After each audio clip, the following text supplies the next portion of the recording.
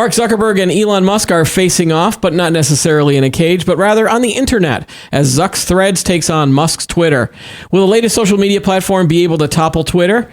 In addition, the latest in the Microsoft, FTC, Activision Blizzard court case, and whether Gen Xers are yearning for a digital-free lifestyle.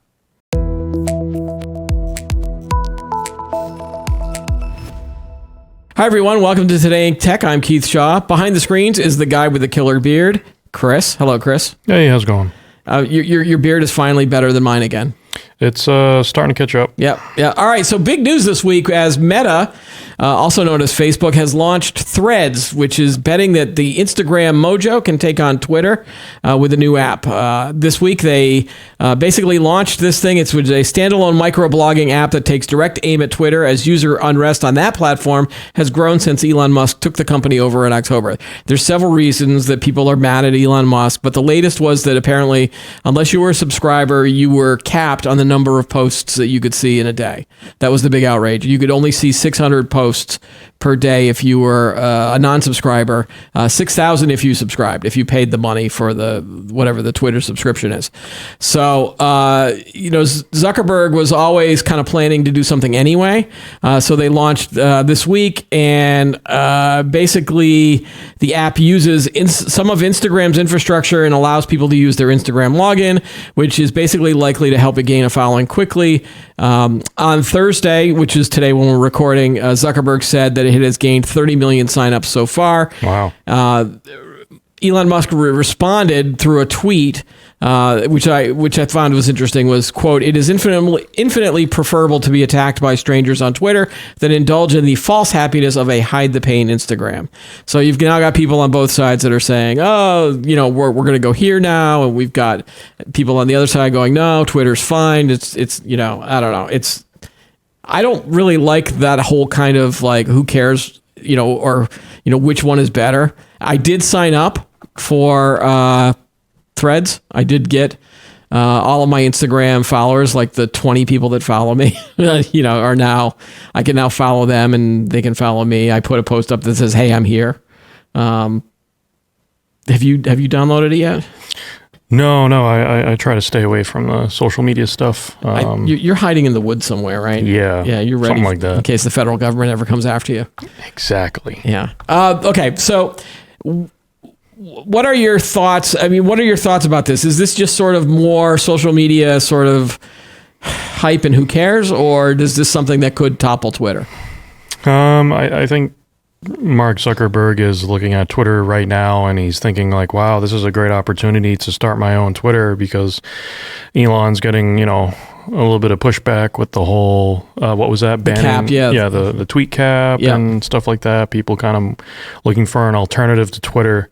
So, I mean, that's honestly, that's what I think. I think it's just him taking the opportunity from the moment, and just trying to create his own oasis, his own social media oasis, parallels to Twitter. Yeah, I'm on the opinion of that I don't really care about Twitter that much. When I was on the platform pretty early, and when it first came out, everyone was taking pictures of their sandwiches, and and they didn't really know what to use it for. Well, that was Instagram, right? No.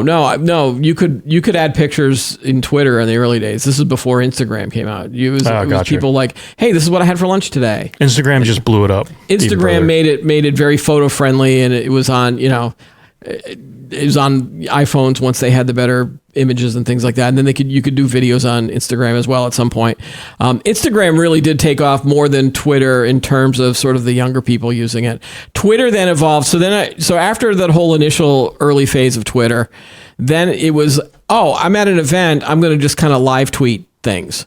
And so a lot of the followers that I would go to the demo show, for example, and then I would sit there on my computer because I could use TweetDeck and some of these other apps and basically tweet my thoughts on something, which was interesting for a while because you sort of had instant feedback on something that was going on, and people could comment on some of those things, the ones that were following me.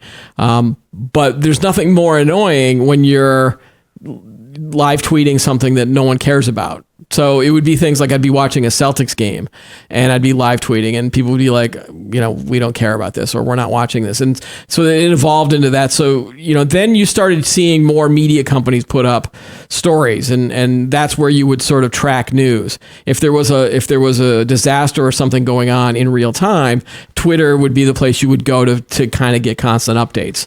And then it evolved into the whole political crap that's like everyone just started to spouting. And that's what probably most people think about now with Twitter.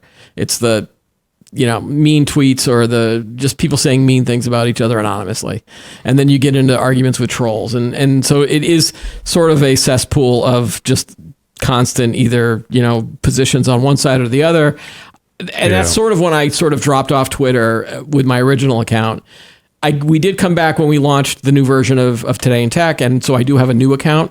And now what I'm using Twitter for is I follow a bunch of indie wrestlers on because we go to these local wrestling shows, so I follow them. But the political stuff still creeps in there because again, now with Elon, like every time Elon Musk says something, I get that in my feed, and it's like I don't want this. There's no way to regulate social media to the point where I want it to be regulated because there's no financial incentive for the company to allow me to do that because it needs to feed you constant ads and you need to sort of be engaged with it so that they can get the advertising revenue. So what I like about Threads at the moment is that there's no advertising on it. Until there is right, until they will eventually put advertising on it. But at the moment, so and what I'm seeing on my threads, on my feed, are the same kind of posts that I would see on Instagram, just now without the ads. So I'm sure it'll be good for a week or two. Well, no picture. Are there pictures on there? Yeah, you can put pictures. You can put videos. Let me take a look. Oh, okay, yeah. I got to find it on here just to see if I can show you. Oh, yeah. So this just happened, what, yesterday or today? It was launched yesterday. So it was launched on Wednesday. It's now live today. So, so my top one right now, which was 8 minutes ago, was this one account I follow called Retro Rewind 80s. And on Instagram, they just post, I don't even know if I follow them on Instagram. I guess I do. Sometimes they just force these groups upon you. So, so, hey, happy birthday, Sylvester Stallone. So they posted a picture of Rocky and how he looks right now. And so, but this would have shown up on my Instagram feed.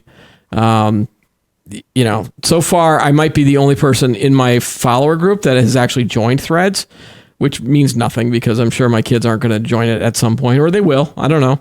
But then I'll still see stuff on, and again, they opened this up to celebrities and, all those verified people. Like I'm not verified and I don't care if I ever do get verified. But his opening post, I wanted to just kind of show that opening post because you laughed when it was his. Go ahead, you read this in your Zuckerberg voice. Let's do this. Welcome to Threads. Right. I mean, you could have at least put an exclamation mark instead of the period. Like, come on, man. No, but it reminded me of what's that scene in the? It was 30 Rock, right? Yeah, 30 Rock. Yeah, it was Steve Buscemi trying to be cool with the kids.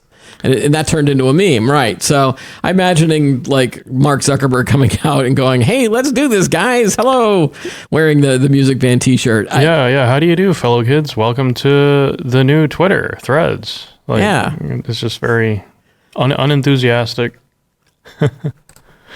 But obviously, anybody that wants to sort of pretend that they're rubbing elbows with greatness can then respond to Zuck and, hey, he responded to me. It's the same thing with Twitter. It's like, I don't know. I don't really care about that. I don't know. I think this might be a niche thing. I don't think it's going to completely dominate Twitter. I mean, Twitter's Twitter. I mean, again, I don't use it. I don't have it, but I know the popularity of it. It's still viewed as the town hall. Yeah. The town square. It's still viewed as the town square. It feels more like just sort of a news feed of maybe things that I haven't seen. And I know that in the journalism media landscape, people use Twitter all the time, and then people look at Twitter. So they've say they're doing a podcast and they want to respond to something, whether it's a political one or some other. But let's just take a sports one. Like they will talk about stuff that other people are tweeting about, and then you comment on that. So does that switch over to Threads? Who knows? I think most people are probably just going to be like, all right, here's another one that I'll post to. So when we post updates to the show, we go on to YouTube and post something. I go on to LinkedIn and post something. I go on to Twitter and post something. Maybe I'll post on Threads now, although it would be my personal account. It wouldn't be the official brand account, because we don't have one yet, because we never put one on Instagram. Right. And you sort of need to use now again, they use Instagram in order to get those instant followers.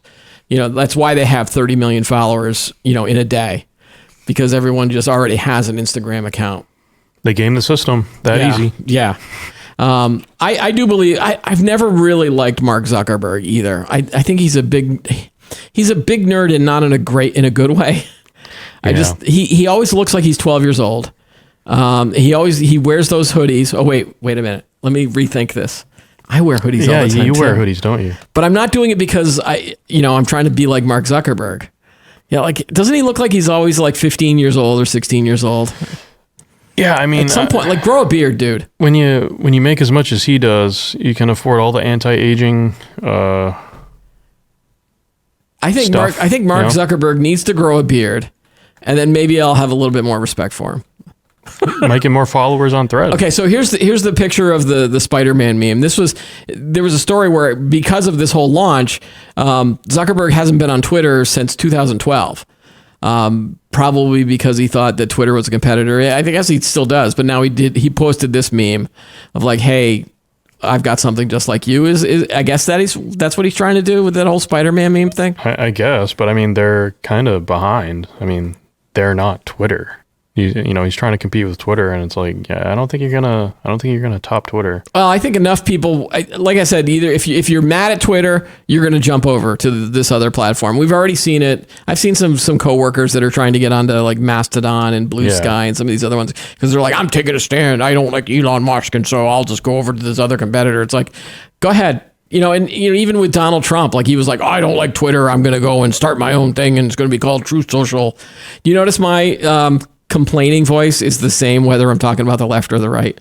Yeah, that's because I'm objective. Similar. Yes, I'm objective. I don't like either side. Okay, anyway, I don't know where I'm going with this, other than I don't trust Mark Zuckerberg. They've gotten into too much trouble with sort of privacy issues in the past with Meta, Facebook, Instagram. They already know so much about me. They've already posted my feed is just all the stuff that allegedly will try to help me, but most of the time it doesn't, or I'm not interested in the stuff that they're trying to pitch me. I don't trust some of the ads that are now on there, because they're companies I've never heard of. Because again, people will build businesses around sort of social media. That's another big trend I don't think we talk about enough. And I'm sure that this will happen with Threads. And again, the bottom line for all of these companies is how much money can you make off of these end users. So we'll see where this goes. I mean, more importantly, are they going to actually have the cage match between Musk and Zuckerberg? I'm looking forward to that, because I think that'd be the fight of the century. Yeah, for those of you who are safe enough to avoid the internet and news, leading up to this, there was this big challenge of Mark Zuckerberg, who apparently is a black belt in jiu-jitsu. Here's some great video. And then Elon Musk, I guess, has been doing cage fighting for a while, or allegedly. On their spare time, yeah, of course. So there was this internet challenge between the two of them, and the UFC, the head of the UFC got involved. It was like, oh yeah, we'll sponsor it, or we think you should do it. And I don't know. I don't know if this is ever going to happen, whether or not this is actually going to become a thing. I roll my eyes. I mean, they should probably do it for charity. But you told me that you were watching that video and you had a theory, right? Like, what's your theory on Mark Zuckerberg? I mean, it's simple. I think these, the competitors that Zuckerberg goes up against, they just let him win. Because it's like, or he probably pays them, or I don't know. I don't think he would pays them in Facebook coin or something. I don't know, but because they probably don't want to beat up on a millionaire. Billionaire. He's not a individual. Ooh, billionaire. Yeah. That's right. So I don't know, but I mean, honestly, yeah, Zuckerberg's really good. I think he won he won a championship, I think, recently for jiu-jitsu. So yeah, or MMA. I know that those types like those types of things, like they take those seriously. My son has a black belt, and the black belt test is really hard. And I know some other people that have it, and so they do take that thing serious. I don't think he's paying anybody off to get the black belt, or I think that there is probably some talent there. Let's see if he enters any more tournaments. Who knows? Yeah, I mean, but again, wouldn't you expect that from a billionaire if you had all the time and the money in the training that you should become better at something? Oh yeah, no doubt. I mean, like you said, when you have that much time, geez, you could train a couple times a day, and right? Train with the best trainers available. So yeah, I mean, if I hit the lottery, I would certainly try to improve this. But yeah, no, he did win his first championship. Let me see. It was held in Silicon Valley High School. Let me see. I have it here on CNN, but and he certainly has the age difference. Like I would take Zuckerberg because he's younger than Musk at this point. Yeah. Zuckerberg's definitely younger, right? Yeah. But then you also notice that Zuckerberg's not going to try to take on someone like Joe Rogan or someone who has that ultimate fighting sort of background as well. Oh, absolutely. Yeah. But anyways, yeah, no, he did win his first. What is that video? I don't know. Is that him? Is that him surfing with a flag? Oh my God. Nothing says America like riding your electric surfboard and waving your flag. Just grow a beard. Just become an adult, dude. Just like us, like you and me. All right. I think we're done talking about this for a while. Let's go on to our next topic. Last week, the Microsoft FTC hearing for the Microsoft takeover of Activision Blizzard. It was 2 weeks of different hearings. And so that wrapped up, and so there's a cool CNBC article that sort of gives you a kind of a roundup of all the stuff that happened in the case. The judge has not decided whether to issue an injunction against the takeover. The takeover has to be completed by July 18th, or at that point, Microsoft could walk away if they're not allowed. They've already been approved in lots of other countries, but obviously this would be the biggest country for them to get this approval for. And you and I have talked about this a lot, about why the FTC is doing this. Their big fear is that Microsoft taking over a lot of these companies, in these gaming companies, and they've done this with a few other gaming studios. It would allow them to have a monopoly in the future cloud gaming space, and so they're concerned about a lot of that. And we've talked about the biggest game in their arsenal right now for Activision Blizzard is Call of Duty, and so the big fear is that they would own Call of Duty and then basically make it Microsoft only. So either it would be PC only or PC and Xbox only, and then as they develop their cloud gaming service, you would only be able to play the new Call of Duties via, this cloud service if you were a subscriber or. And so what I'm concerned as a gamer is not Call of Duty, because I don't play that, but other game properties that they've bought before and some future ones. So Activision Blizzard makes the Diablo series. Diablo 4 just came out. You and I are playing that and are doing pretty good at it. But if they came out with Diablo 5, if this is allowed, you still play on your PC anyway. Right. I would have to either buy a gaming PC at some expense, or I'd have to buy an Xbox at some expense in order to play those games. They purchased ZeniMax and Bethesda, and they have the Elder Scrolls series and they have the Fallout series. And so any new games there, I would have to buy an Xbox. And then the people at Bethesda are coming out with this game later this year called Starfield, and that's supposed to be their outer space property that they're launching.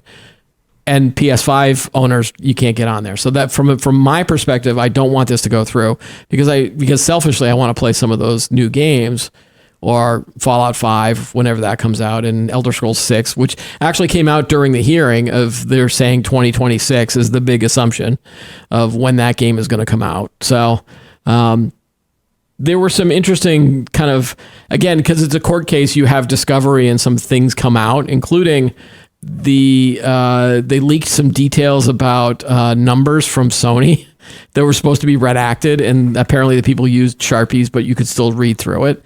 So that was a little bit of an oops. Oh, I remember seeing that. Yeah. That kind of exposed the cost of what it takes to create a game, right? I think it was like $200 something million to produce a AAA video game, which is a lot. I mean, I think that's higher than your average tentpole movie, right?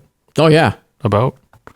So yeah, no, that's definitely interesting. I'm concerned about obviously this going through and having an effect on the quality of games that gets produced. Like, I don't know. I just have this feeling that every time you see a merger like that, you know, Microsoft with Bethesda buying up Bethesda and stuff like that, I think you see like a natural decrease in quality. I mean, when was the last Fallout game? Like the last one came out when 2014 or 2015. It feels like it was a long time ago. Yeah, that was the Boston one, right? Right. Yeah. Well, then they did have 76, which was supposed to be an online always game. Yeah. And it tanked initially. Yeah, it was horrible.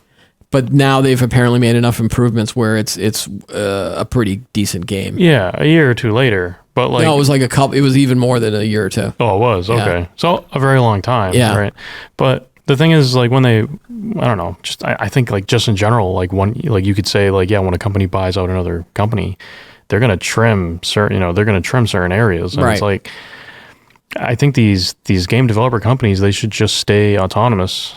You know, because I wonder if they, you know, you mentioned movies, and there is a parallel there between the Hollywood industry, and you and I have talked about this. We usually talk about this at lunch when we're talking about what movies or TV shows we're watching, and you know, the need for these tentpole movies means that you continually see new Star Wars movies, new Star Wars TV shows, new Marvel TV shows.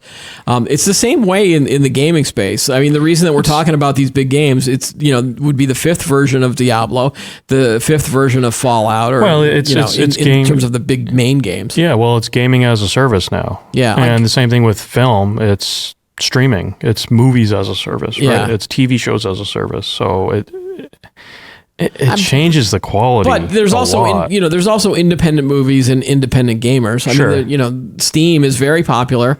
You and I were talking about it. Did you buy that Steam game that you were talking to me about? What is Look it? Up. Only Up. Yeah. Only Up. Yeah. I mean, it's a simple game, right? I mean, that's the thing. It's a simple game. You buy it once, $10, play it a couple times. Yeah. That's it. I think it's a lot harder for indie games and indie films. I think it's a lot harder for them to get exposure, right? And to get the level of exposure as a AAA title. But there is a niche audience for both of those. There is, yeah, there is. So if you're I'm just playing devil's advocate here. If you were Microsoft, would you say to someone like, well, more independent developers will pop up, and then there will be a diverse gaming landscape? It's not like we're, other than maybe the AAA titles, the high end blockbuster games would be controlled by a few companies. Who knows? Yeah, I don't know. It should be interesting in the next couple of weeks to see if the FTC rules or if the judge does this injunction or not. Because then also the U.S. is then going against a lot of the other parts of the world, right? Which apparently they have no problems with this because they're allowing this merger to continue. Right. And the UK did initially block it, but then Microsoft made some concessions towards sort of the cloud gaming space, and Call of Duty. Maybe they'll make a deal before this ruling comes out, and then say, all right, well, the next 5 Call of Duty games have to be available for PlayStation owners or users. Who knows? I was getting pretty nostalgic a day or two ago. I saw this video on YouTube. It popped up on my feed. It was about the old Star Wars Battlefront games. Yeah, Battlefront 1 and 2. And it was just talking about like the history of the games and like the future of the games, right? And they were talking about how there was going to be a Battlefront 3. It was almost done through development. Yeah. And ended up getting scrapped.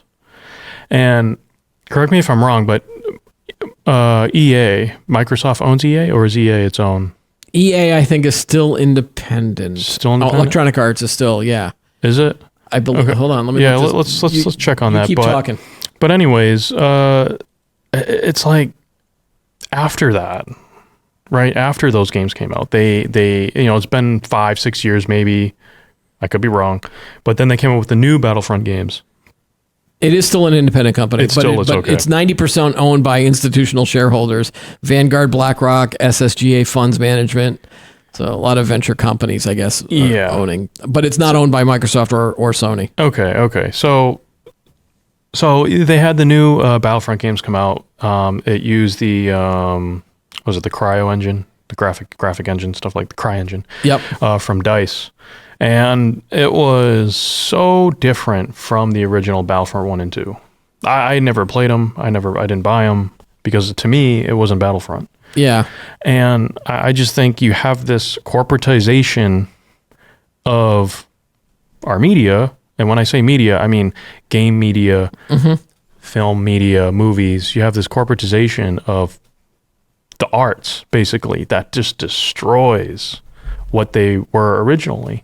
And I think because they're looking more at the bottom line than they are at the actual creative content. And actually, remember I showed you, it was a snippet from an interview from George Lucas. Yeah. I showed you a couple of days ago. And and that's basically what George Lucas says, the corporatization of film.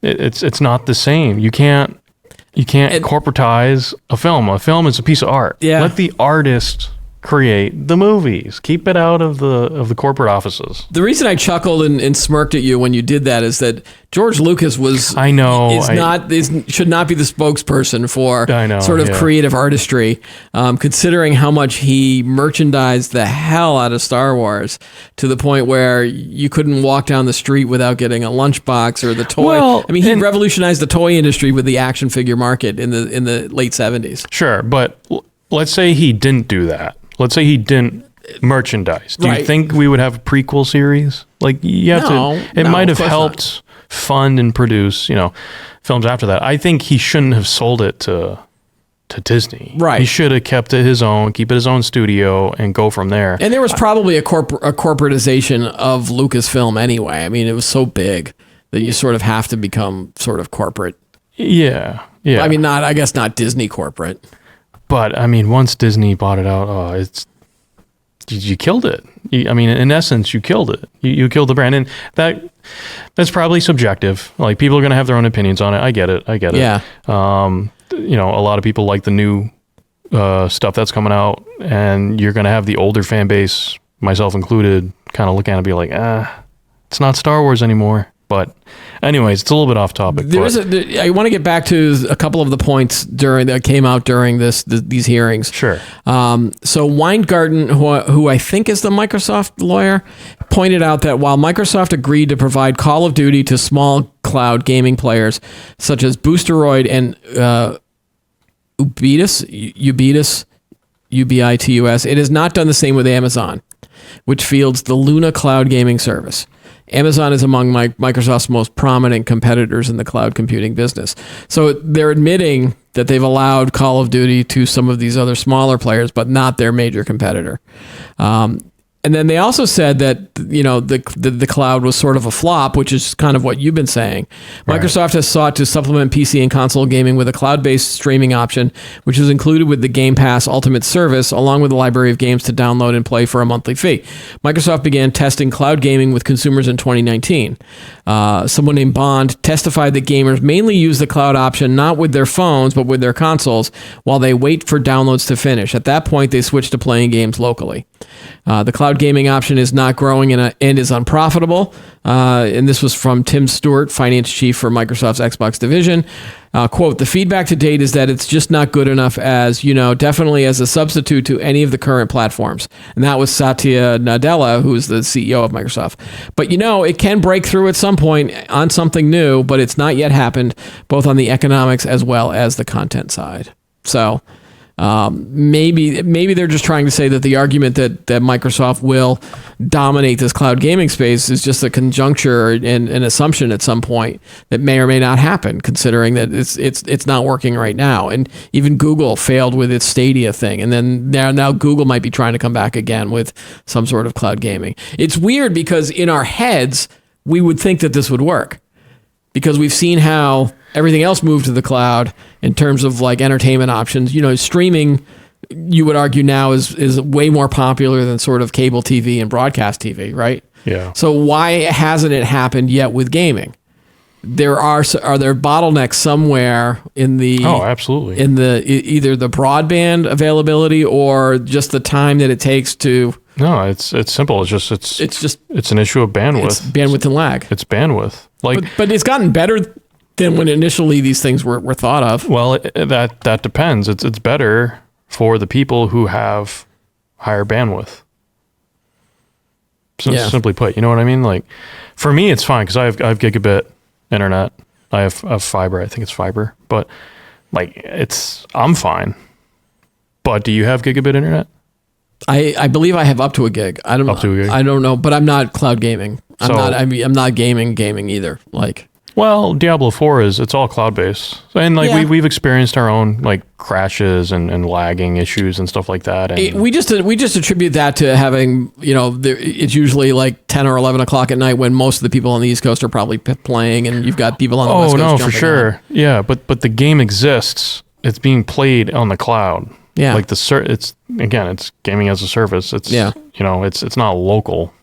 You can't play it unless you're online. Yeah, so like I think that's the biggest flaw. I always attribute my lag to my Wi-Fi because sometimes I think my console goes back to 802.11b instead of the GAX or whatever I've got. Yeah, like the 5G version of that, 5 gigahertz, not 5G from wireless. All right, so obviously when that ruling comes out, we'll probably be talking about it more because I think both you and I have a little bit of differences on where this should go. But I want to bring up our third topic. You mentioned nostalgia in our discussion of Battlefront 2. There was a story this week from Fast Company. Basically, according to a new Harris poll shared exclusively with Fast Company, most Americans would prefer to live in a simpler era before everyone was obsessed with screens and social media, and this sentiment is especially strong among older millennials and Gen Xers.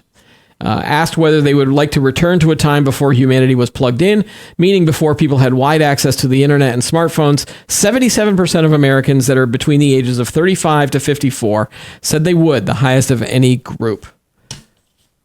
So what's interesting is, so I'm a Gen Xer. I'm in that age group somewhere. Are you in that age group? You're not. You're a little younger than that, but would you consider yourself an older millennial? I guess. I don't know. I'm born in the 90s, so that's... Yeah, you're getting close. You're getting there. You're getting there. Yeah, I mean... Plus, you're an old soul. I guess, yeah. I mean, I wouldn't mind having the old Nokia brick phone again, not worrying about dropping it. You brought that up on the show. I think that the survey was probably... People, when they're responding to something like that, they'd be like, you know what, I am fed up with the constant feeds of social media and the anger and the trolls and things like that. It'd be like, yeah, it would be cool to go back to a time, but I don't think I would give up the internet completely.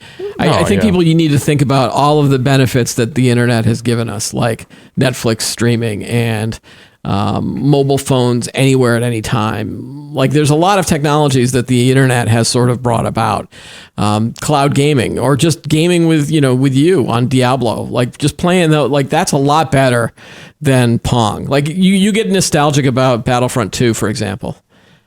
I remember Battlefront 1 and 2, and the graphics weren't that great, and well, they were great back then. They were great for the time, and so I think people get nostalgic for like, oh yeah, I remember life wasn't as tough when I was as it is now, and then they let that sort of cloud their judgment in terms of answering these questions. That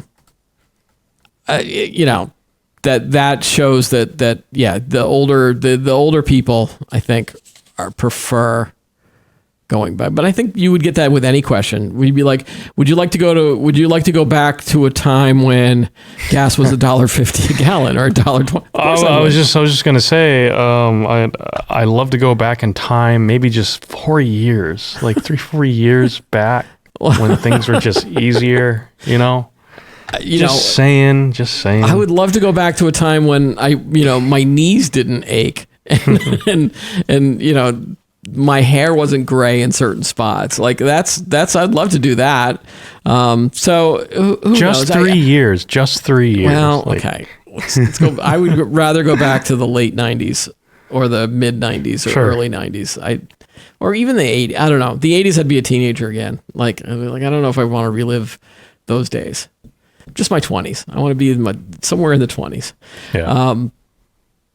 I don't think that these people were sort of considering like how the technology has probably benefited their lives a lot more than it's hurt them. Yeah. And again, I talked, with my wife about this, about, life is so much better with sort of teenage drivers now, because I know that my daughter has a cell phone with her, and that if she does break down, she can immediately call us and then call for help as well. Whereas when I was driving, and if I got into an accident, I'd have to walk to a payphone. In the snow, both ways uphill. Yeah. No, I would, the things were a little tough. Like I broke down once in Jacksonville, Florida, and I had to find a payphone on the side of the road to call the tow truck service company. I don't know if I'd want to go back to that. I certainly wouldn't want to go back to a rotary phone. And yes, nostalgic, but there are technologies that are better. Right. The internet, and just within the internet, there are better things now on the internet than that the internet has brought about. Yeah, I think than in years past. I think maybe for my generation, I think maybe the nostalgia they may be hoping to go back to would be maybe more focused than just in general, right? Like I think maybe we miss how movies used to be, how good movies used to be, right. How nice it would have been to hang out at a bowling alley, hanging out at a mall, right? Right. Like, so specific things that we kind of miss that are kind of non-existent today, because like we were saying, today it's just all in front of a screen. Right. Like when you hang out, it's like, oh, let's just, just text each other or just Zoom. Like what should be interesting is so you're nostalgic about that. I haven't seen a lot of the 90s memes yet. So the people that grew up in the 90s, because by then I was already in my young adulthood. And I don't really have a fast nostalgia for 90s stuff, but 90210, was that a big deal for you? Or 90210, the TV show? Beverly Hills. I'm trying to think of Saved by the Bell. Were you a Saved by the Bell guy? No. Yeah. No. Okay. Grunge. You were probably into Nirvana and grunge. Oh, a little bit. Yeah. I mean, it's probably Blink-182. Yeah. That's that stuff. Okay. I could see some of that nostalgia. It's more about the nostalgia. It's not about the actual. If you had to think about it, it was like, all right, would you give up yourself? If you wanted to. All right. So let's say I invented a time machine, and I go, all right, you can go back to this era, but then you have to give up all of your technology, and you give up almost. Would you give up your memory of it or not? Maybe. No. Would you be longing for those cell phones? Yeah, I think I would. I think I would long for some of the things I basically, I'm trying to think of the word, take for granted. Yeah. So I don't think the Gen Xers really want to give up the good parts of technology. That's what I'm trying to say with this survey. Yeah. So, all right. Because again, I have the phone right here. It's great. I use it for cool things. I just try to stay off of social media things like Threads and Twitter and things like that. And that is full circle. You did it. All right. That's all the time we've got for today's episode. Don't forget to like the video, subscribe to the channel, add any comments you have below. We always read them. Thank you very much for that. Join us every week for new episodes of Today in Tech. I'm Keith Shaw. Thanks for watching.